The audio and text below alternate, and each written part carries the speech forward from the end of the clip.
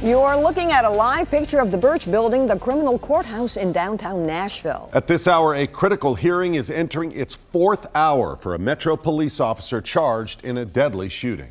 Good evening, everyone. The judge is listening to testimony to determine if the case against Officer Andrew Delke will go forward. The victim, Daniel Hambrick, a man the officer was chasing in North Nashville.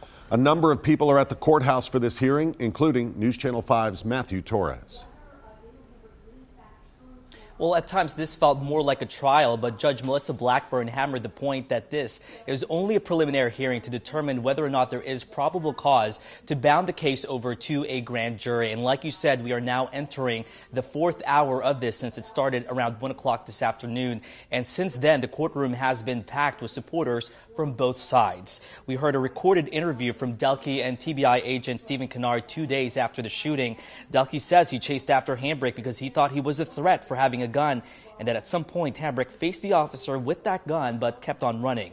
After several commands for him to stop, Delke says he refused, and that's when he fired several shots when they were turning the corner because Hambrick could have turned around and shoot him. Now, on the stand, the TBI agent said it would be difficult for Hambrick to stop, slow down, and turn around to face somebody while at full sprint, just like what that surveillance video from MDHA showed. But the defense says that considered that a suspect running away from police with a gun could be considered an immediate threat. Now, just moments earlier, the medical examiner just got off the stand. He says that Hambrick was shot 3 times.